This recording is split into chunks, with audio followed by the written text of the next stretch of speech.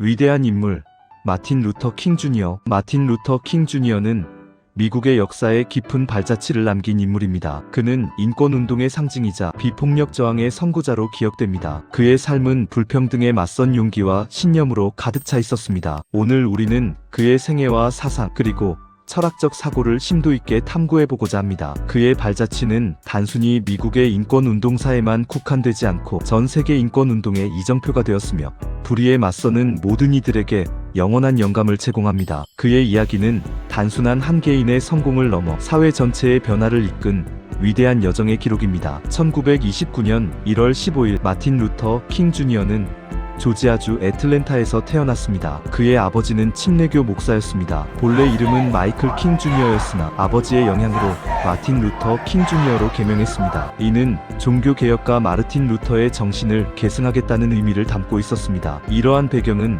그의 삶과 신념에 큰 영향을 미쳤습니다. 특히 그의 아버지는 아들의 미래에 대한 깊은 기대를 가지고 있었고 그에게 신앙과 정의에 대한 확고한 가르침을 주었습니다. 이러한 가정 환경은 킹 목사의 가치관 형성에 결정적인 기반이 되었으며 그의 비폭력 저항 철학의 뿌리가 되었습니다. 애틀랜타에서 보낸 유년 시절은 당시 미국 남부의 인종차별 현실을 직접 체험하는 시기이기도 했습니다. 분리된 학교, 분리된 공공시설, 그리고 백인 사회의 노골적인 차별은 어린 킹 목사에게 깊은 상처를 남겼고 동시에 이를 극복하고자 하는 강력한 의지를 심어주었습니다. 그는 학업에 대한 열정이 남달랐습니다. 부커티 워싱턴 고등학교를 졸업한 후 모어하우스 대학교에서 사회학 학사학위를 취득했습니다. 이어서 크로저 신학대학교에서 신학학사를, 보스턴 대학교에서 조직신학 박사 학위를 받으며 학문적 깊이를 더했습니다. 이러한 학문적 탐구는 그의 철학적 기반을 다지는데 중요한 역할을 했습니다. 특히 신학 공부는 그의 사회운동에 강력한 종교적 정당성을 부여했습니다. 모어하우스 대학교 시절 그는 흑인 사회의 지식인들과 교류하며 사회 문제에 대한 인식을 심화시켰습니다. 이때 벤자민 메이즈 박사와 같은 교수들의 영향은 그의 지적 성장에 큰 기여를 했습니다. 크로저 신학대학교에서는 비폭력 저항의 사상가인 마하트마 간디의 철학을 깊이 연구하며 자신의 비폭력주의 사상을 확립하기 시작했습니다. 보스턴 대학교에서의 박사 과정은 그의 신학적, 철학적 사고를 더욱 정교하게 다듬는 계기가 되었습니다. 그는 헤겔, 칸트와 같은 서양 철학자들의 사상뿐만 아니라 비폭력에 대한 다양한 종교적, 철학적 관점들을 통합하여 자신만의 독특한 사상체계를 구축했습니다. 이러한 학문적 배경은 그의 연설과 저술에서 탁월한 논리력과 설득력을 발휘하는 데 중요한 자산이 되었습니다. 1954년 그는 엘라베마주 몽고메리의 덱스터 에버뉴 침례교회 담임 목사로 부임했습니다. 이 시기는 그가 인권운동의 전면에 나서게 되는 중요한 전환점이었습니다. 목회 활동과 병행하여 그는 인종차별에 대한 깊은 문제의식을 갖게 되었습니다. 대학 시절 만난 코리타 스콧과 결혼하여 4명의 자녀를 두었으며 가정을 꾸리는 동시에 사회 변화를 향한 그의 의지는 더욱 확고해졌습니다. 몽고메리는 당시 인종차별이 극심했던 미국 남부의 한 도시였습니다. 킹 목사는 목사로서 교인들의 영적인 안녕뿐만 아니라 그들이 직면한 사회적 불평등 문제에도 깊은 관심을 기울였습니다. 그의 설교는 단순한 종교적 메시지를 넘어 사회 정의와 인권에 대한 강력한 외침을 담고 있었습니다. 코리타 스콧 여사는 그의 배우자로서 그의 사상과 활동을 전폭적으로 지지하며 동반자적 역할을 수행했습니다. 그녀 역시 인권운동의 중요한 주역 중 한 명으로 킹 목사가 수감되어 있을 때에도 그의 메시지를 대변하고 운동을 이끌었습니다. 가정을 이룬 후에도 킹 목사의 사회 참여는 더욱 활발해졌으며 그는 개인의 행복과 공동체의 정의가 불가분의 관계에 있음을 누구보다 잘 이해했습니다. 그는 자신의 가족이 겪을 수 있는 위험에도 불구하고 대의를 위한 헌신을 주저하지 않았습니다. 마틴 루터 킹 주니어 사상의 핵심은 바로 비폭력주의였습니다. 그는 마하트마 간디의 비폭력 저항 철학에 깊은 영향을 받았습니다. 무력 사용 없는 저항이 진정한 사회 변화를 이끌 수 있다고 믿었습니다. 이는 단순히 물리적 폭력을 피하는 것을 넘어 사랑과 용서를 통해 상대를 변화시키는 적극적인 비폭력의 개념이었습니다. 그의 비폭력 철학은 미국 전역의 인권운동에 강력한 영향을 미쳤습니다. 킹 목사에게 비폭력은 단순한 전술이 아니라 삶의 방식이자 궁극적인 철학이었습니다. 그는 악에 악으로 맞서는 것은 결국 악을 증식시킬 뿐이라고 보았으며 오직 사랑과 이해만이 증오의 고리를 끊을 수 있다고 역설했습니다. 이러한 비폭력주의는 도덕적 우위를 점하고 상대방의 양심을 일깨우는 강력한 무기가 되었습니다. 그는 감옥에 갇히고 생명의 위협을 받는 순간에도 비폭력 원칙을 고수하며 수많은 추종자들에게 깊은 감동과 용기를 주었습니다. 킹 목사의 비폭력주의는 사회운동의 새로운 패러다임을 제시했으며 억압받는 민중이 평화적인 방법으로도 강력한 변화를 이끌어낼 수 있음을 전 세계에 보여주었습니다. 이는 인권운동의 역사에 길이 남을 중요한 유산이 되었습니다. 그의 사상은 인종평등을 지향했습니다. 그는 모든 인간이 인종과 관계없이 평등한 존재임을 강조했습니다. 그의 대표적인 연설인 나에게는 꿈이 있습니다는 인종평등의 중요성을 역설하며 모든 피부색의 아이들이 함께 손잡고 살아가는 세상을 꿈꾼다는 메시지를 담고 있습니다. 이 연설은 단순한 정치적 선언을 넘어 인류 보편의 가치를 외치는 감동적인 호소였습니다. 킹 목사는 흑인들이 겪는 인종차별이 단순히 법적인 불평등을 넘어 인간으로서의 존엄성을 훼손하는 심각한 문제라고 인식했습니다. 그는 피부색 때문에 차별받는 것이 부당함을 강력히 주장하며 모든 사람이 동등한 기회와 권리를 누려야 한다고 믿었습니다. 나에게는 꿈이 있습니다. 연설은 1963년 워싱턴 대행진에서 25만 명의 군중 앞에서 행해졌습니다. 이 연설은 단순한 집회 연설이 아니라 미국 건국 이념인 자유와 평등의 정신을 다시금 상기시키고 모든 시민이 그 약속을 온전히 누릴 수 있도록 촉구하는 위대한 호소문이었습니다. 그의 꿈은 흑인들이 백인과 함께 앉아 식사하고 같은 학교에서 배우며 같은 투표권을 행사하는 평등한 사회를 넘어 모든 사람이 서로의 인종적 배경이 아닌 인격의 내용으로 평가받는 세상을 의미했습니다. 이 연설은 미국 사회의 양심을 뒤흔들었으며 민권법 제정에 강력한 동기가 되었습니다. 깊은 기독교 신앙은 그의 사상과 행동의 근간이었습니다. 그는 기독교의 사랑과 정의의 가르침을 사회 문제 해결에 적용하고자 했습니다. 이웃 사랑과 용서의 정신으로 인종차별이라는 거대한 벽에 맞섰습니다. 그의 신념은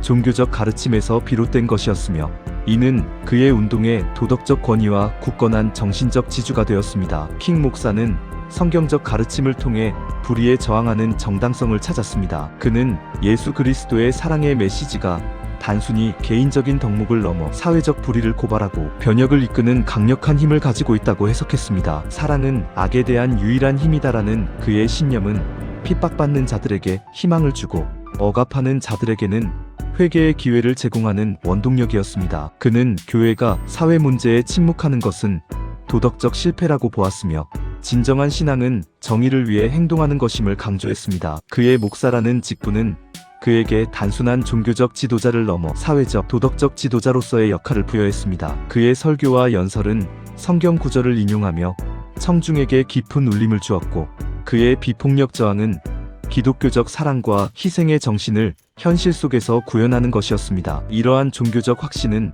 그가 수많은 난관과 위협 속에서도 흔들림 없이 자신의 신념을 지킬 수 있었던 근본적인 힘이었습니다. 그의 삶은 행동하는 신념의 연속이었습니다. 1955년 로자 파크스 사건을 계기로 몽고메리 버스 보이콧 운동을 주도했습니다. 이 운동은 몽고메리 시의 인종분리 버스 탑승 정책에 대한 흑인들의 비폭력 저항이었습니다. 381일간 지속된 이 보이콧은 결국 연방대법원의 인종분리 정책위원 판결을 이끌어냈습니다. 이는 미국 민권운동의 중요한 승리이자 그의 리더십을 각인시킨 사건이었습니다. 로자 파크스 여사가 버스에서 백인에게 자리를 양보하지 않았다는 이유로 체포된 사건은 흑인 사회의 오랜 분노를 폭발시키는 계기가 되었습니다. 킹 목사는 이 운동을 조직하고 이끌면서 흑인 커뮤니티에 단합된 힘과 비폭력 저항의 효과를 입증했습니다. 매일 아침 교회에서 모여 기도하고 격려하며 함께 걸어서 출근하는 흑인들의 모습은 미국 사회에 큰 충격을 주었습니다. 이 운동은 단순한 버스 차별 철폐를 넘어 흑인들의 자존감을 회복시키고 자신들의 권리를 스스로 쟁취할 수 있다는 가능성을 보여주었습니다. 킹 목사는 이 운동을 통해 대중 앞에서 연설하고 대규모 조직을 이끄는 능력을 발휘하며 전국적인 인물로 부상했습니다. 이 승리는 다른 지역의 인종차별 저항 운동에 큰 영감을 주었으며 민권운동의 중요한 전환점이 되었습니다. 1963년에는 워싱턴 대행진을 조직했습니다. 워싱턴 D.C.에서 열린 이 대규모 인권 시위는 미국의 민권운동에 대한 전국적인 관심을 불러일으켰습니다. 링컨 기념관 앞에서 행해진 나에게는 꿈이 있습니다. 연설은 전 세계인에게 감동을 주었으며 민권운동의 상징적인 순간으로 기록되었습니다. 이 연설은 그의 사상과 꿈을 명확하게 보여주는 역작이었습니다. 이 대행진은 직업과 자유를 위한 워싱턴 대행진이라는 이름으로 흑인들의 경제적 불평등과 정치적 권리 박탈 문제를 동시에 제기했습니다. 다양한 인권단체와 종교 지도자들이 연합하여 조직된 이 행진은 백인 자유주의자들도 대거 참여하며 인종 화합의 가능성을 보여주었습니다. 킹 목사의 연설은 단순한 웅변이 아니라 미국 건국의 이상인 자유와 평등이 모든 시민에게 적용되어야 한다는 강력한 도덕적 요구였습니다. 그는 연설에서 자유의 불꽃이 모든 언덕과 산에서 울려 퍼지기를 염원하며 미국 사회가 마침내 인종 편견의 그림자를 벗어던지고 하나의 국가로 통합되기를 호소했습니다. 이 연설은 TV와 라디오를 통해 전 세계에 생중계되었고 수많은 사람들의 마음을 움직여 민권운동에 대한 지지를 이끌어내는데 결정적인 역할을 했습니다. 워싱턴 대행진은 민권법 제정의 필요성을 강력하게 부각시켰으며 이후 민권법과 투표권법 제정에 지대한 영향을 미쳤습니다. 그의 공로는 국제적으로 인정받았습니다. 1964년 그는 비폭력 저항 운동을 통해 인권 신장에 기여한 공로로 노벨 평화상을 수상했습니다. 이는 그의 비폭력 철학이 세계 평화에 기여할 수 있음을 증명하는 것이었습니다. 노벨상 수상은 그의 운동에 더욱 큰 힘을 실어주었습니다. 노벨위원회는 킹 목사가 인종 불평등에 대한 인류애적 투쟁에 비폭력적 저항의 이상을 구현했다고 평가했습니다. 이 수상은 미국 국내뿐만 아니라 전 세계에 그의 메시지를 더욱 널리 알리는 계기가 되었습니다. 킹 목사는 노벨상 상금을 모두 인권운동단체에 기부하며 그의 헌신적인 자세를 다시 한번 보여주었습니다. 그는 노벨 평화상 수상 연설에서 인종차별과 빈곤, 전쟁이라는 세 가지 악의 문제를 언급하며 진정한 평화는 이러한 구조적인 불의가 해소될 때 비로소 가능하다고 강조했습니다. 이 상은 그에게 국제적인 권위를 부여했고 그가 전 세계적인 인권운동가로서 목소리를 내는데 중요한 발판이 되었습니다. 또한 이 상은 미국의 민권운동이 단순히 국내 문제가 아니라 인류 보편의 가치를 추구하는 중요한 운동임을 세계에 알리는 역할을 했습니다. 1960년대 후반에는 베트남 전쟁 반대 운동에 적극적으로 참여했습니다. 그는 인종 차별뿐만 아니라 전쟁과 빈곤 문제에도 깊은 관심을 가졌습니다. 베트남 전쟁이 미국 사회의 인종적, 경제적 불평등을 심화시킨다고 보았으며 평화로운 해결을 촉구했습니다. 킹 목사는 1967년 뉴욕 리버사이드 교회에서 행한 베트남을 넘어서라는 연설에서 베트남 전쟁에 대한 비판적 시각을 분명히 밝혔습니다. 그는 전쟁이 미국의 자원을 고갈시키고 빈곤층과 유색인종 젊은이들을 희생시키는 불의한 전쟁이라고 비판했습니다. 그의 전쟁 반대 입장은 당시 많은 지지자들로부터 비판을 받기도 했으나 그는 자신의 양심과 기독교적 신념에 따라 평화를 외치는 것을 멈추지 않았습니다. 킹 목사는 인종평등과 사회 정의가 국내 문제에만 국한되지 않고 세계 평화와 밀접하게 연결되어 있다고 보았습니다. 그는 베트남 전쟁이 미국 사회 내부의 인종, 차별과 빈곤 문제 해결에 필요한 자원을 낭비하고 있다고 지적했습니다. 이러한 그의 비판은 베트남 전쟁 반대 운동에 큰 영향을 미쳤으며 평화와 인권에 대한 그의 폭넓은 시각을 보여주는 사례였습니다. 그는 단순히 흑인 인권만을 주장하는 것을 넘어 모든 인류의 고통에 공감하고 이를 해결하기 위한 노력을 아끼지 않았습니다. 1968년 4월 4일 마틴 루터 킹 주니어는 테네시주 멤피스에서 암살당했습니다. 그의 죽음은 전 세계에 큰 충격을 주었지만 그의 유산은 살아남아 계속해서 사람들에게 영감을 주었습니다. 그의 희생은 미국 사회에 깊은 영향을 미쳤습니다. 그의 죽음 이후 1968년 민권법이 통과되는 등 인종평등을 향한 움직임은 더욱 가속화되었습니다. 킹 목사는 당시 멤피스에서 환경미화원 파업을 지지하는 운동을 이끌고 있었습니다. 이는 그의 운동이 단순한 인종 문제를 넘어 노동자들의 권리와 경제적 정의로 확장되고 있었음을 보여줍니다. 암살 소식은 미국 전역에 충격과 분노를 안겨주었으며 많은 도시에서 폭동이 발생하기도 했습니다. 그러나 그의 죽음은 동시에 그의 메시지를 더욱 강력하게 만들었습니다. 수많은 사람들이 그의 비폭력 정신을 계승하여 인권운동을 이어갔습니다. 1968년 민권법은 그의 죽음 이후 빠르게 통과되었는데 이는 그의 생전 노력이 결실을 맺은 것이자 그의 희생이 미국 사회에 던진 강력한 메시지 때문이었습니다. 이 법은 주거, 고용, 교육 등 다양한 분야에서 인종차별을 금지하는 내용을 담고 있었습니다. 킹 목사의 죽음은 미국 사회에 깊은 상흔을 남겼지만 동시에 더 나은 사회를 향한 움직임을 촉진하는 비극적인 계기가 되었습니다. 그의 유산은 세대를 거쳐 계속해서 인류의 양심을 깨우치고 있습니다. 마틴 루터 킹 주니어의 철학적 사고는 개인의 자유와 권리를 옹호하면서도 공동체의 중요성을 강조했습니다. 그는 진정한 자유는 타인의 권리를 존중하고 공동체 전체의 복리에 기여할 때 실현될 수 있다고 보았습니다. 이는 개인주의와 공동체주의의 균형 잡힌 시각을 보여줍니다. 킹 목사는 개인의 존엄성이 공동체 안에서 보호되고 발휘될 수 있다고 믿었습니다. 그는 우리는 벗어날 수 없는 상호 연결된 운명의 그물 안에 갇혀 있다고 말하며 한 사람에게 가해지는 불의가 결국 모든 사람에게 영향을 미친다는 것을 강조했습니다. 즉, 개인의 자유는 사회적 책임과 분리될 수 없다는 것입니다. 그는 정의로운 공동체 안에서만이 개인의 잠재력이 온전히 꽃필 수 있다고 보았으며 공동체 구성원 모두가 상호 의존적인 관계 속에서 함께 성장해야 한다고 역설했습니다. 이러한 그의 공동체주의는 단순한 집단주의가 아니라 개개인의 존엄성을 인정하고 그들의 권리를 보호하는 토대 위에서 형성된 것이었습니다. 그는 개인의 자유가 방종이 아니라 타인과의 공존을 통해 완성되는 것임을 분명히 했습니다. 그는 모든 사회 구성원이 평등한 기회를 누릴 수 있는 정의로운 사회를 추구했습니다. 단순한 법적 평등을 넘어 경제적, 사회적 불평등까지 해소된 진정한 의미의 정의를 목표로 삼았습니다. 그의 정의관은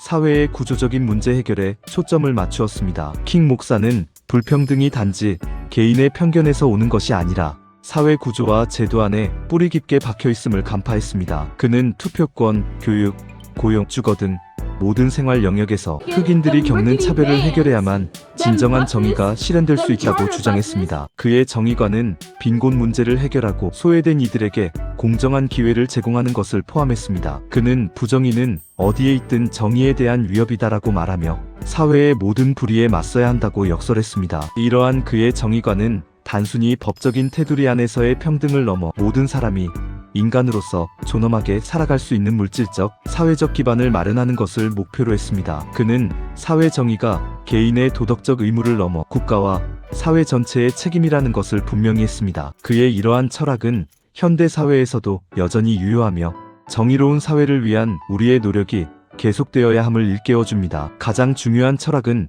역시 사랑과 비폭력이었습니다. 그는 사랑의 힘으로 증오를 극복하고 비폭력적인 방법으로 세상을 변화시킬 수 있다고 굳게 믿었습니다. 그의 이러한 신념은 단순한 이상주의가 아니라 현실을 변화시키는 강력한 도구였습니다. 그는 사랑이 사회 변화의 가장 강력한 원동력임을 몸소 보여주었습니다. 킹 목사에게 사랑은 단순한 감정이 아니라 불의에 맞서는 능동적인 힘이었습니다. 그는 원수를 사랑하라는 성경의 가르침을 실천하며 억압자들에게도 인간적인 존엄성을 부여하고 그들의 양심에 호소했습니다. 이러한 사랑은 상대방을 변화시키고 화해를 이끄는 역할을 했습니다. 그의 비폭력 저항은 단순히 물리적 폭력을 행사하지 않는 소극적인 행위가 아니라 부당한 법과 제도에 불복종하며 변화를 요구하는 적극적인 행동이었습니다. 그는 투옥과 폭력의 위협 속에서도 굴하지 않고 비폭력의 원칙을 고수함으로써 도덕적 우위를 점하고 대중의 지지를 이끌어냈습니다. 그는 비폭력이야말로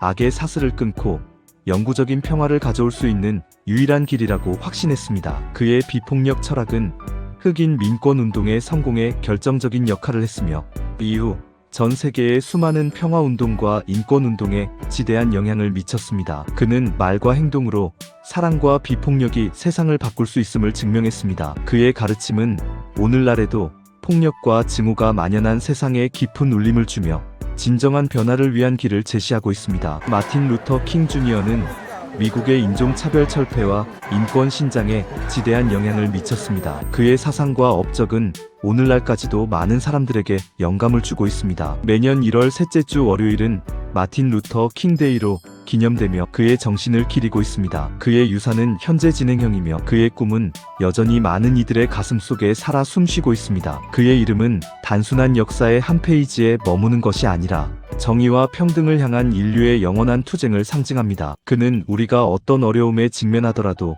희망을 잃지 않고 불의에 맞서 싸워야 할 의무가 있음을 일깨워줍니다. 킹 목사가 외쳤던 나에게는 꿈이 있습니다라는 메시지는 오늘날에도 여전히 많은 이들의 마음을 울리며 차별과 불평등 없는 세상이라는 인류의 보편적인 염원을 대변하고 있습니다. 그의 삶과 죽음은 우리에게 용기와 영감을 주며 더 나은 세상을 만들기 위한 우리의 노력이 결코 헛되지 않을 것임을 증명하고 있습니다. 마틴 루터 킹 주니어의 유산은 영원히 빛날 것입니다.